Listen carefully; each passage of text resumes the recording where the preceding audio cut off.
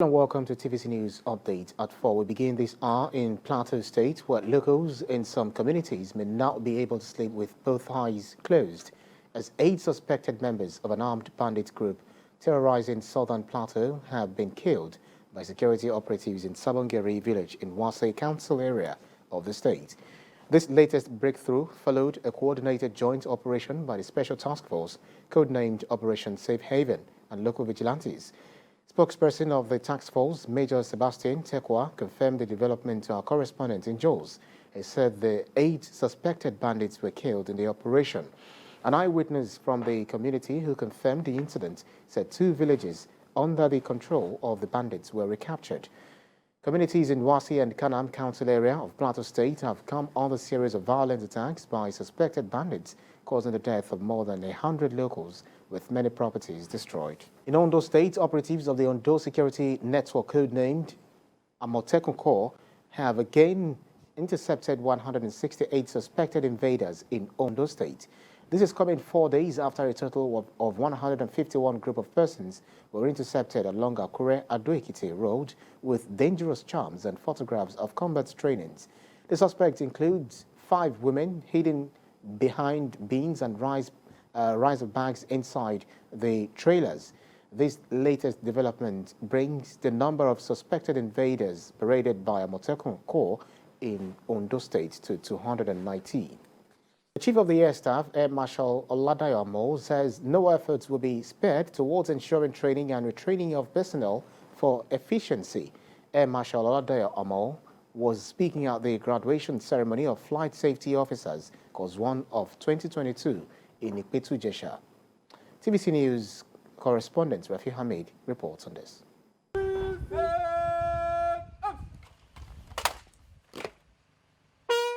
It's a 12-week course geared towards preparing the participants to effectively manage safety activities in the operational areas. The participants are 15, including personnel of the Nigerian Army and the Nigerian Navy. As Nafis ambassadors, not just to speak the language of safety, but to show and display what safety is in your various units. And then they're taking through all those things that you need to put in place to make safety work in the workplace and in your other areas. Presentation of certificates of completion to the students marks the end of the course as they file out one after another. Then follows the presentation of awards to the 3 outstanding ones among them. In his speech, Air Marshal Oladayo Amo was represented by the Chief of Policy and Plans of the Nigerian Air Force.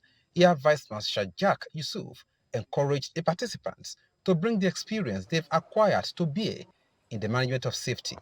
That they have also garnered something they have left here, not the same people that came in, but that they have been changed in the form of, with a change safety mindset, to go out there and do more and implement what they have learned from the school, here from the institute, in the field where they are going to be expected to put those things into implementation, into practice.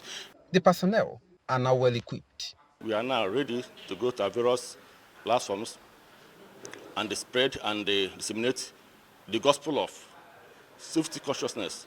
Governor Govt is grateful for the support received from the Nigerian Air Force so far. Recall that a few days ago, our state had the privilege of hosting the leadership of the Nigerian Air Force at the historic handover of the proposed Osun Airport to the Nigerian Air Force. Through this partnership, our state will now play host to the first of its kind aviation city. Having undergone the 12 weeks training here at the Nigerian Air Force Institute of Safety in Ikpetu Jesha, the Chief of the Air Staff charged the graduating students to leave here with a message of safety and do their best as personnel to adhere to safety practices. Rafi Hamid, TVC News, Ikpetu Jesha, Washington State. Let's talk food security. Kwara Fadama Cares is warning farmers in the state against commercializing inputs distributed to them. Kwara State Coordinator Busari Isiaka says the warning becomes imperative to ensure inputs are used for the purpose they are meant for. He said there have been reported cases of beneficiaries selling their packages.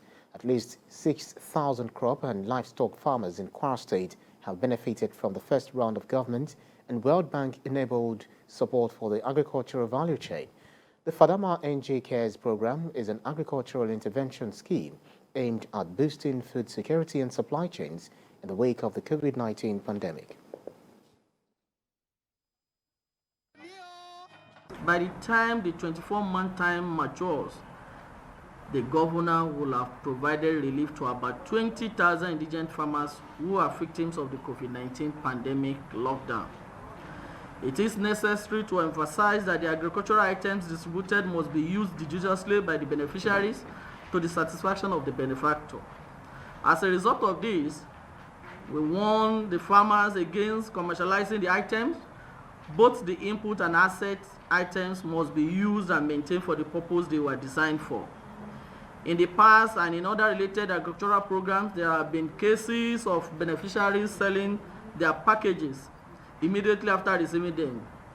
You must not follow suit. So public health matters now. The Nigeria Center for Disease Control says the number of monkeypox cases has risen to 157 in the country. In its situation report for week 30, the NCDC said the cases were recorded across 26 states since January. According to the NCDC, 56 suspected cases were reported in 19 states last week, with ONDO topping the list after recording 13 cases.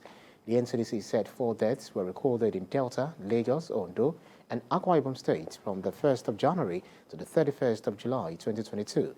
Monkeypox is a rare viral zoonotic infectious disease transmitted from animals to humans that occurs sporadically, primarily in remote villages of Central and West Africa near tropical rainforests. Nigeria is one of the countries in Africa where the disease is endemic. The cost of air travel has hit an all-time high in Nigeria, largely due to circumstances beyond the control of operators. While passengers continue to groan over the effect of this on their pockets and the operators appear helpless, aviation experts say proactive solutions should be utilized in addressing the challenges. This is against the backdrop of their worries that the collapse of the sector would have dire implications on the economy. Lara Falayo reports.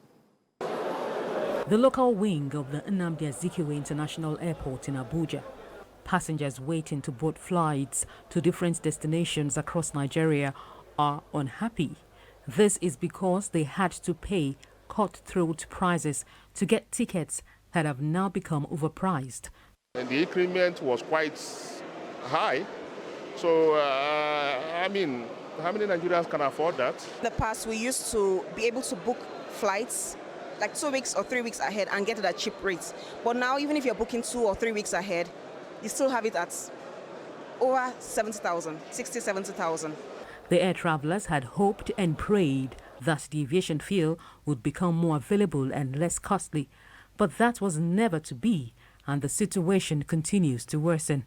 People that fly through LC, it's not that they have it, but they are just trying to be safe. So governments should look into this because it's really disheartening. Operators in the aviation sector say the cause of the rising ticket cost is not limited to the Jet A1 alone, but Forex as well. Aero Contractors, which is one of the country's oldest airlines, left due to its inability to continue in business. Dana Air, on the other hand, had its license suspended for operational infractions. This has left air travelers with fewer options to choose from. The aviation authorities recently had a closed-door meeting with the operators, and though admitting to the airline operators that there was no immediate solution in sight, they pledged commitment to finding ways of tackling the issues. We sat today as a family to discuss, to agree on what to do, and also to approach the entities that are responsible for this, so that collectively we can save the sector. We are pleased with the approach government is trying to adopt to tackle these issues.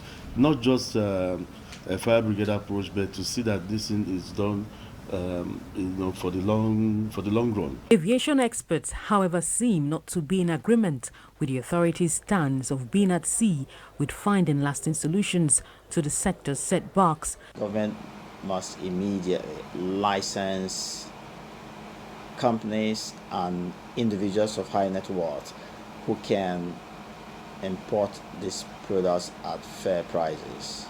and have them readily available in Nigeria at fair price, so that airlines will find in their own conscience.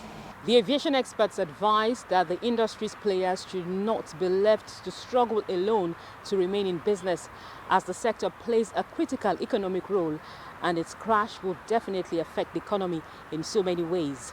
Lara Folayo, TVC News, Abuja.